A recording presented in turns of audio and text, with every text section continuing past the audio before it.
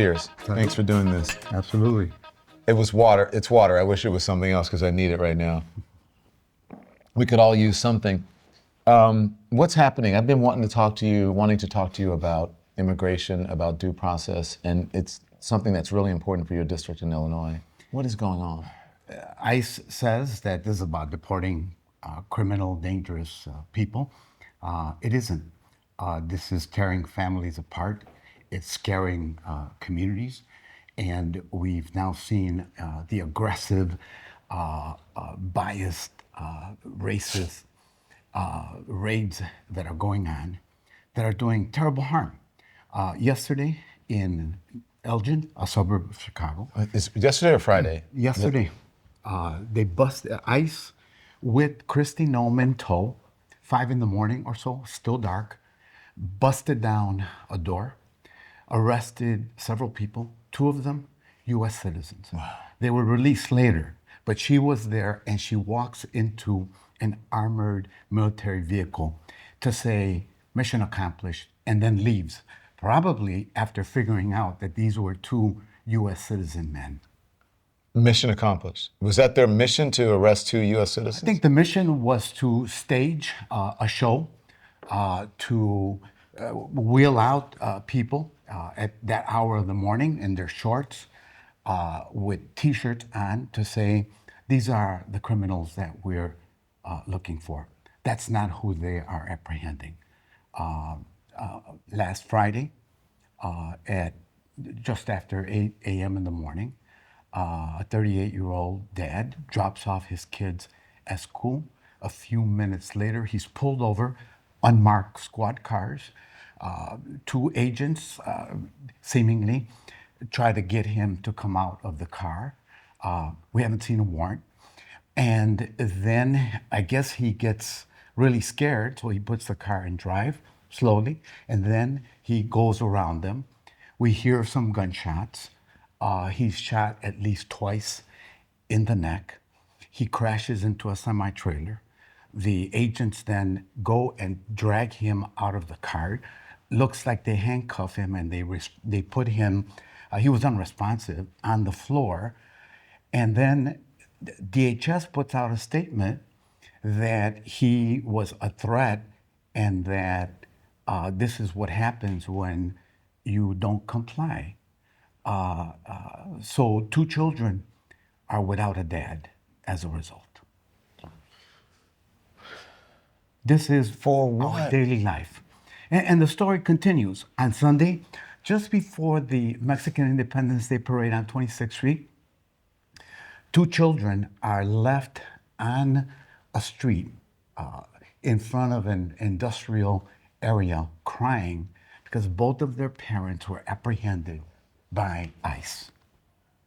They just left the kids on the street? Yes, crying. How old are the kids? Probably under 10. Oh my gosh. But my question is, all for what? I don't understand, because this doesn't appear to be that, they're saying it's a criminal element. Perhaps some of the people are criminals, but there's no evidence of it. They're not showing anything. There's no due process. What is the point here? The point is, I guess, to be able to say we have the largest mass deportation program in history, but they're not apprehending dangerous criminals. They're apprehending hardworking people who play a good role in the community. They're tearing families apart. They're kidnapping people. And now I think they feel more emboldened because the Supreme Court, at least temporarily, has said you can pull people over for how they look, the language that they speak, or the job that they work in. This is truly horrendous, and people are afraid, but it's also dangerous because at some point, if these aggressive tactics of just going up on people and surprising them and apprehending them because of what they look like or where they live or where they are selling goods on the street or waiting for a bus are having a tremendous impact on the well-being of our communities. And it's hurting small mom and pop stores. It's hurting beauty shops. It's hurting supermarkets. It's killing the lifeblood in many communities across Chicago and suburban communities and across the country as well. Do you think people actually, because you hear about it on the news, do you think people actually know the extent of how much is happening and the real impact that it's having on communities like yours? People are learning what all of this is leading up to. Farmers in Pennsylvania, farmers in North Carolina are feeling it. They're very tense. Their crops are being ruined. They won't be able to get their product to market. People in industry are feeling it because people aren't showing up to work. People in the restaurant sector, in the hospitality sector as well. And it's killing one of the most vibrant neighborhoods in Chicago, where I live, on 26th Street. It's known as the Second Magnificent Mile. Immigrants have made it that. It's a wonderful, beautiful community. I've lived there since 1969. The street is a half a block from my home.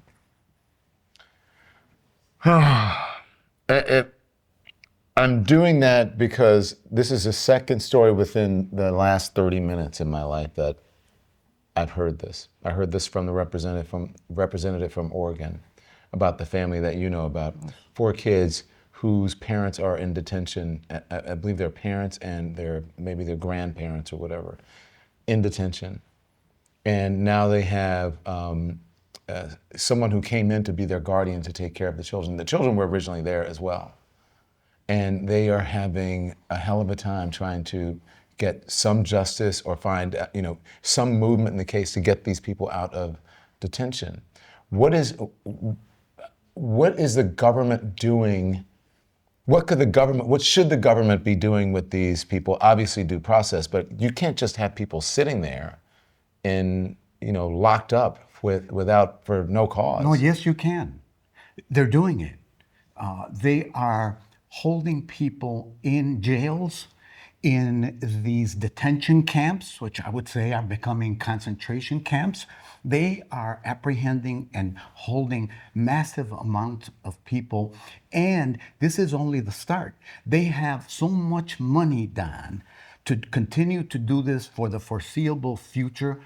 $150 billion total for the investigation, for apprehending people, for holding people in detention, and then for removing them. And they're sending people to countries that they've never known as well. Third countries. This has never happened before. So what we're seeing is children being ripped apart from their parents. We're seeing children afraid to go to school because they're afraid their parents won't come home when they get home from school. And we're seeing aggressive Gestapo-type tactics in people being approached on the street, in their home, at the clinic, at church, at all kinds of locations. That's why this morning on the House of the Floor, I warned the American people that this is looking like the American Gestapo in the making. This episode of The Don Lemon Show is brought to you by BetterHelp. You know, life has a way of throwing things at us that we just can't always figure out on our own. For the longest time, I used to lean on friends, family, even that random stranger at the coffee shop, just to talk things out. And, while those conversations can be comforting, there can be a point then when you realize, like I realized, that I needed someone trained to actually help me navigate the bigger stuff, the stress, the relationships, moments of anxiety. And so that's when therapy changed the game for me. With BetterHelp, you can get matched with someone who can help you, like a licensed therapist, online. It's discreet, it's flexible, and you can switch therapists at any time until you find the right one, the one that's the right fit. Everything is done right from your phone, your laptop, or your tablet. There's no waiting rooms, no awkward scheduling. It works with your life, okay? So BetterHelp has served over 5 million people worldwide with more than 30,000 licensed professionals specializing in everything from anxiety to grief to personal growth. So if you have been thinking about therapy, start today. Visit BetterHelp.com/DonLemon to get 10% off of your first month. That's BetterHelp, HELP.com/Don Lemon, and you get 10% off of your first month. Support comes from Wild Alaskan Company. When was the last time you trusted the seafood that you brought home? I do now because of Wild Alaskan Company. It is wild caught, it's never farmed, no antibiotics, there's no GMOs, just clean, delicious fish that is right off the boat. My personal favorite is the sockeye salmon. I tell you guys that all the time. It tastes like the ocean itself, fresh, rich, incredible, good ocean, the clean ocean, perfect for the grill or a quick weeknight dinner, okay? So you can, every order supports sustainable fishing communities. You can taste the difference in every single bite. You get $35 off your first box at wildalaskan.com/lemon. That's wildalaskan.com/lemon for $35 off of your first order. Taste the difference. Trust the source. This is really being a dictator on day one, isn't it? Yes, this is what is shown to the American people will happen unless we find the resolve to say, this is wrong, this isn't what I voted for, even if I thought you had some good points on immigration. Yeah. So people are going to look at, people at home don't know the ins and outs of the government, right? They're going to look at this and say, Congressman, what are you guys doing? Do you have no agency and no power to be able to do anything? Meaning you guys here in Congress, our representatives here in Washington, the senators and the congressmen. We're trying to legislate to make agents of the federal government not carry out their assigned duties, because the orders are coming from above, not necessarily that they want to do it, to be unmasked, to identify themselves as police officers do in cities, as sheriffs do in rural parts of the country, to have transparency and accountability. We're legislating so that we're trying to legislate. We don't have a majority to stop the abuses because this is what authoritarian government looks like. And it's coming perhaps to the group that you belong to tomorrow. It's us today. The question is, who will be next? And we also know that Marines who participated in the occupation in Los Angeles, ordered by the president, we've learned that National Guard troops that have been mobilized thus far, they don't really want to do this. I think that they're embarrassed. What they're being told to do, it's a misuse and a disrespect to the folks in uniform. It's a misuse of taxpayer dollars. What do your Republican colleagues, counterparts say when do you talk to them about this? We try to. It's very difficult. They are towing Donald Trump's line, and they're afraid to stand up for the truth. They may confide in you privately, but publicly they won't do it, and they won't stand up in the U.S. House of Representatives or in committee because they're afraid. Because fear is overcoming America and our ability to stand up for the Constitution, to stand up for due process, and for people's rights to confide in government that they will be given an opportunity to present their side of the story. If you're going to be afraid, then why are you here? If they're afraid, why would anyone come here and be afraid to do the people's work? Because Donald Trump has convinced enough people that power can only emanate from him and with his permission. It's a very sad day in America. As one who took the oath of citizenship in 1979, this is my greatest disappointment in being an American. We just saw news reportedly, this is reportedly, that on Air Force One, the President of the United States said, when you talked about, being a dictator or authoritarian or whatever, said that news networks can't criticize him. And if they do, look out. What does that say about? That says a whole lot of things about a lot of different things, including the First Amendment, including the due process, including all kinds of rights for American citizens. He's telling us once again that he will try to consolidate all power in himself. and that anyone who stands up for the Constitution, for freedom of the press, freedom of expression, freedom of association, will become a target.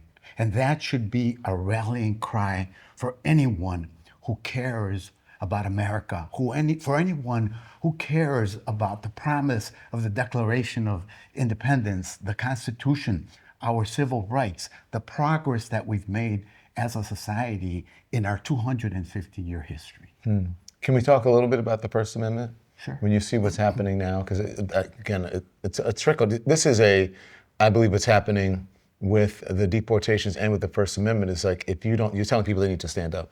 If you don't stand up, if we don't stand up for our immigrant, documented or undocumented family, then what happens when folks start coming for us? And now they've come for journalists and members of the media and all of that.